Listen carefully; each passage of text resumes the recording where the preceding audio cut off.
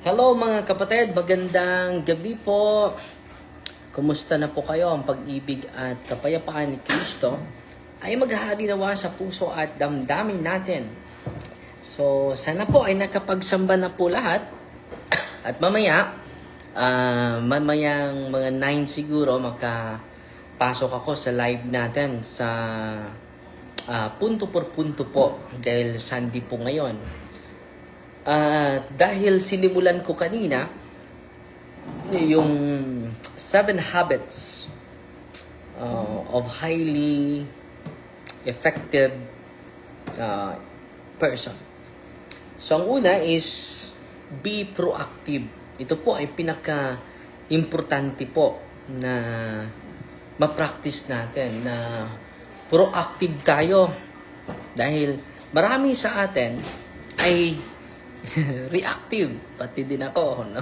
Reactive. So, kung ma-practice natin ito, mga kapatid, magaan yung oras natin, magaan yung buong araw natin. Dahil yung circumstances, hindi na po mag-control sa atin. Okay?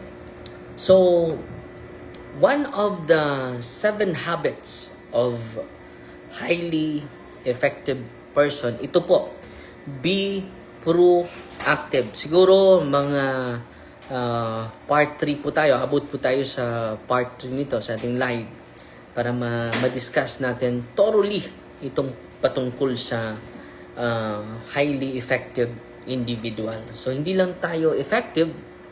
So, ang goal natin ngayon is to be highly effective individual. So, instead reactive, dapat proactive tayo. Una, take responsibility for your life. So, lahat ng mga choices natin ay hindi natin i-blame sa iba. Hindi natin i-blame sa pamilya natin. Dahil meron tayong freedom. And then, aminin natin, you can control everything. Hindi mo makontrol ang lahat. But you can control your response. No? Ang ganda nito. No? You can control your response. Focus on your circle of influence, not your circle of concern. Ito po. I-highlight natin ito dahil maganda po ito. So, ito po, key shift. No? From blaming circumstances to choosing your response. So, ito po is sa yung mga tao na proactive, you are responsible for your choices. Proactivity means recognizing that between stimulus and response, there is a space. And in that space lies your freedom to choose. Effective people do not blame circumstances. Do not blame upbringing from the family. Do not blame politics or other people for their condition. Instead, they focus on what they can influence. Okay? So dito mga kapatid, ay na-highlight ni Stephen Covey, stimulus and then response. In between dyan, yung freedom natin. Example, reactive language. Reactive na mga tao versus proactive. Ito po, marami po akong natutunan sa puntong ito mga kapatid. Ito yung reactive language. I can't. Hindi ko na yan mabago. I have to. Dahil yung upbringing ko, yung inheritance ko, they made me. Sila ang dahilan. Bakit na ganito ako? They made me. So, hindi po kasali yung sarili niya. Keep on blaming outside himself. That's just the way I am. Ito na ako. Hindi na ako mababago. Yan po yung reactive person. There's nothing I can do. Wala na po akong magagawa patungkol dyan. So, reactive language reflects a belief that circumstances control me. So, kung reactive tayo ng pagkatao, yung circumstances nag-control sa atin. Pangalawang na punto. Other people control my emotions. Ito po Ito po yung katotohanan sa mga tao na reactive. Pangatlo, I am a victim of external forces. Feeling victim. It shifts responsibility outward. For example, my boss ruined my day. Dahil sa boss ko yan. Na ganito kami. Dahil sa boss ko yan.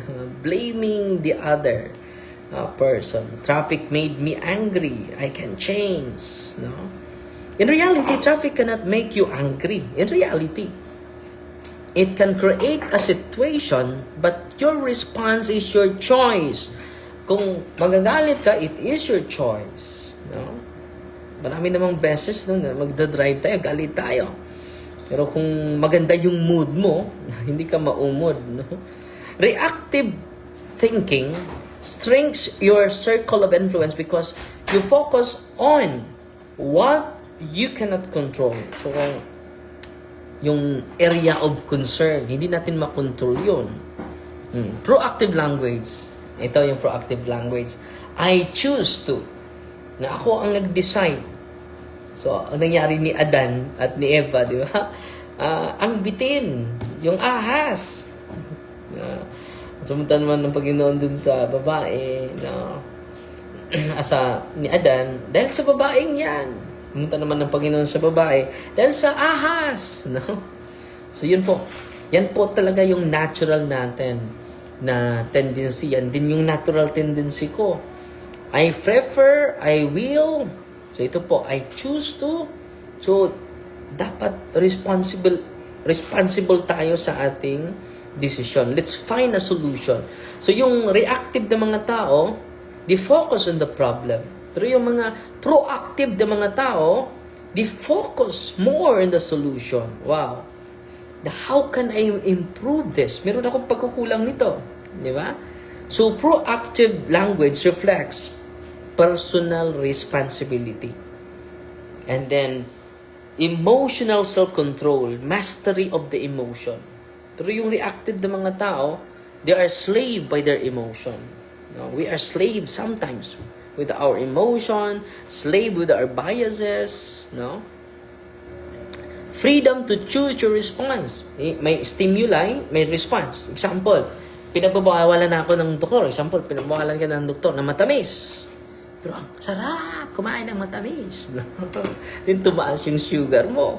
Di ba yung pagkain, yung stimuli. Pero yung response mo, nasa sayo na yan. No? I choose. Example, I have to attend this meeting. Yan po. Better to say, I choose to attend this meeting because it's important for my team. So the situation didn't change, but your ownership did. Dapat aangkinin natin yung mga decision making natin, yung mga poor decision natin. Bakit hindi ka productive sa buong buhay mo? Because of the poor choices you have. Don't blame it to other people. Don't blame it to anyone. But because of my poor decision making, because of my poor discernment, gano'n. Proactive people accept that they cannot control events. They can always control their attitude, decision, and effort. So, between stimulus and response, example, kumakain ka, kahit binabawalan ka ng doktor, huwag ka nang kakain dyan. Ganon. No? Pero kumakain ka pa rin. Nung nagkasakit ka na, sino yung blame mo? Ang Panginoon. Ikaw talaga, Panginoon. Bakit mo ako din binibigyan ng sakit? Ang Panginoon pa yung biniblame. Sino ba yung kumakain ng tuda sa mga matamis? Ang Panginoon ba nagsugo sa'yo? So, it is your freedom. Diba? Between stimulus and response, there is a space. May pagkain, stimulus yun. Ang sarap kainin. Pero kung kakain ako, tataas yung ano ko. Yung sugar ko. Kakain ako, hindi. Kung kakain ka, it is your poor decision. No? In that space lies awareness. Okay na ta? Sugod na ta? Nga, mag-live sa po? Na 4 minutes lang. So, good na ta. So, in that space lies awareness, values, and choice. Reactive people react automatically. Proactive people pause and respond intentionally. That pause is the birthplace of freedom. So, yan po. Ang ganda, no? So, ito po yung kaibahan. Practical comparison po. Example, i-criticize ka. Ang mga reactive na mga tao, ito po yung response. You are attacking me. Ako ang ina-atake mo. Pero ang mga proactive na mga tao, proactive, let me understand your concern. Ano pa yung maunawaan ko sa concern mo? Listening. So, yan po ang difference between reactive person versus proactive individual. Ako ang inatake dito May araw ka rin. Gaganti ako. Ganon, no? So, So, failure. It is not my fault. Ikaw ang rason. Kung may failure, hindi aamin yan. Pero ang mga proactive na mga tao, ito po. What can I learn from this? So, may mga challenges. Ano pa yung matutunan ko sa mga lapses ko? Yan po yung proactive na mga tao. Be proactive. Ang stress, I am overwhelmed, nalumos na ako sa mga problema ko, mas mabuti ko magpakamatay na ako. Yan po yung reactive response. Pero ang proactive na mga tao, what is within my control right now? Ano ba yung makontrol ko? Yun lang ang pufukusan ko. Beyond my control, hindi ko na kaya. Conflict, they started it. Sila ang dahilan bakit na ganito yung sitwasyon namin, worsen yung situation namin. No. Yan po yung mga reactive na mga tao. Pero yung mga proactive na mga tao, how can I contribute to the resolution? So, they are looking for solution, mga kapatid. So, language, ito po, language shapes thinking. So, dapat pipiliin natin yung mga lingwahe na lalabas sa ating mga bunganga. Because language shapes thinking. Thinking shapes behavior. Behavior shapes destiny. Ito po, pinaka-importante. Changing your words gradually changes your identity. Wow! Ang ganda, no? So, yun lang po At sa sunod na live natin, i-distinguish natin yung circle of influence from the circle of concern. Then marami sa atin, na-experience natin mga unnecessary stress, unnecessary burden, unnecessary na mga stress. Galing po yan sa area of concern, not area of influence. So, i-elaborate natin yan sa sunod ng mga live natin. So, fighting Maria that accept thee with a humble heart. Quick live lang po tayo. In the name of the Father, and of the Son, and of the Holy Spirit. Amen. Our Father, who art in heaven, hallowed be the name. The kingdom come. Thy will be done on earth as it is in heaven. Give us this day our daily bread, and forgive us our trespasses, as we forgive those who trespass against us. And lead us not into temptation, but deliver us from evil. Amen. Hail Mary, full of grace, the Lord is with you. Blessed are you among women, and blessed is the fruit of the womb, Jesus. Holy Mary, Mother of God, pray for us sinners, now at the hour of our death. Amen. In the name of the Father, the Son, and the Holy Spirit. Amen. Be proactive.